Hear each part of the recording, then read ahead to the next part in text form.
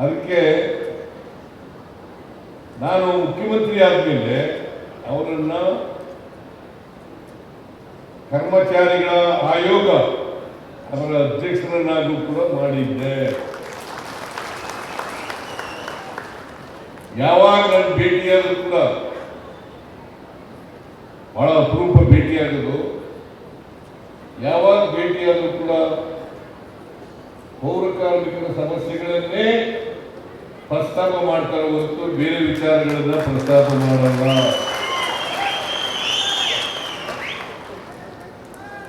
ಅವರು ಅವತ್ತಿನಿಂದ ಇವತ್ತಿನವರೆಗೆ ಅನೇಕ ಪೌರ ಕಾರ್ಮಿಕರ ಸಮಸ್ಯೆಗಳನ್ನ ನನ್ನ ಗಮನಕ್ಕೆ ತಂದಿದ್ದಾರೆ. ನಾನು ಅನೇಕ ಸಮಸ್ಯೆಗಳನ್ನು ಬಗೆಹರಿಸಿದ್ದೇನೆ ಅಂತಕ್ಕಂಥ ಮಾತುಗಳನ್ನು ಹೇಳಲಿಕ್ಕೆ ಬಯಸ್ತೇನೆ.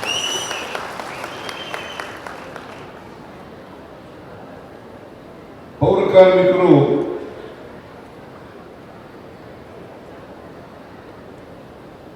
ಗುತ್ತಿಗೆ ಆಧಾರದ ಮೇಲೆ ಕೆಲಸ ಮಾಡ್ತಾ ಇದ್ರು. ಗುತ್ತಿಗೆ ಆಧಾರದ ಮೇಲೆ ಅವರನ್ನ ಗುತ್ತಿಗೆಯನ್ನು ರದ್ದು ಮಾಡಿ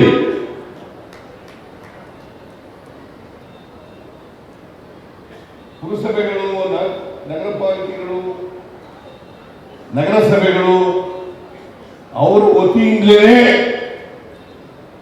ವೇತನವನ್ನು ಕೊಡಬೇಕು ಅಂತ ಹೇಳಿ ತೀರ್ಮಾನ ಮಾಡೋದು ಮೊದಲೇ. ಅದಕ್ಕೆ ನಾರಾಯಣ ಕಾರಣ.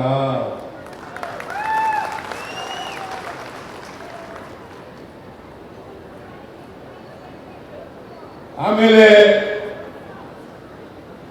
ನಾವು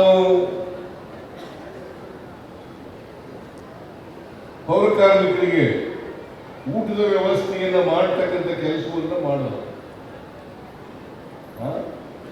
ಬೆಳಗಿನ ಉಪಹಾರ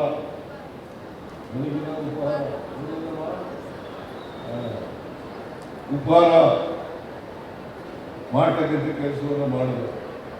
ಮೈಸೂರಿನಲ್ಲಿ 524 ಮನೆಗಳನ್ನ ಪೌರ ಕಾರ್ಮಿಕರಿಗೆ ಮಾಲೀಕರನ್ನಾಗಿ ಮಾಡತಕ್ಕಂಥ ನಿರ್ಣಯವನ್ನು ತಗೊಂಡು ಅದಕ್ಕೂ ನಾರಾಯಣ ಕಾರಣ.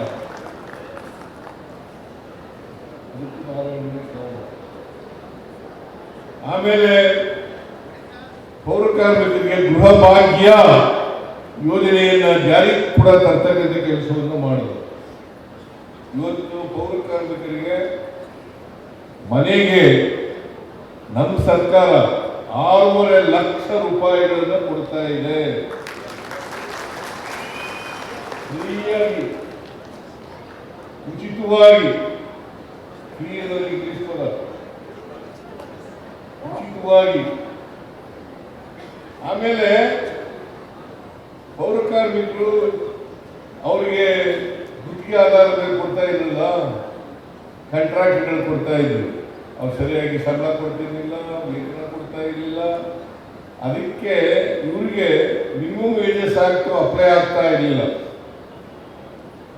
ಮಿನಿಮಮ್ ವೇಜಸ್ ಆಕ್ಟ್ ಪ್ರಕಾರ 7,000 ರೂಪಾಯಿ ಇದ್ದಂಥ ಸಂಬಳವನ್ನ 17,000 ರೂಪಾಯಿಗಳಿಗೆ ಮಾಡಬಹುದು.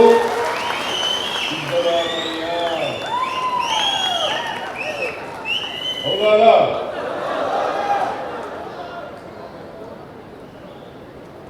ಸಿದ್ದರಾಮಯ್ಯ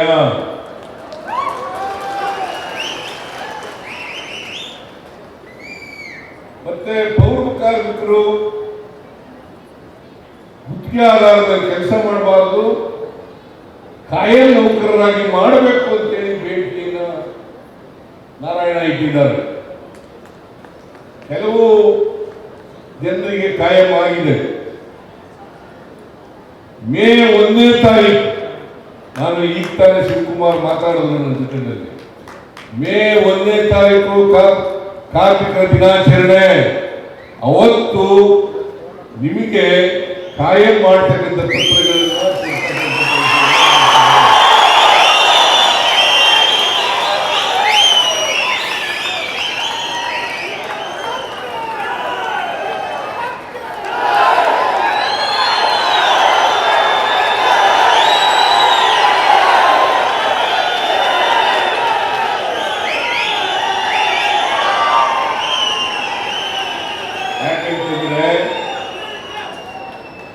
ನೀವು ಸ್ವಚ್ಛ ಮಾಡ್ತಕ್ಕಂಥ ಕೆಲಸ ಮಾಡ್ತಕ್ಕಂಥವ್ರು. ಹೆಚ್ಚಿನ ವಿಡಿಯೋಗಳಿಗೆ ಪ್ರತಿಧ್ವನಿ ಯೂಟ್ಯೂಬ್ ಚಾನೆಲ್ ಸಬ್ಸ್ಕ್ರೈಬ್ ಮಾಡಿ, ಬೆಲ್ ಐಕಾನ್ ಕ್ಲಿಕ್ ಮಾಡಿ.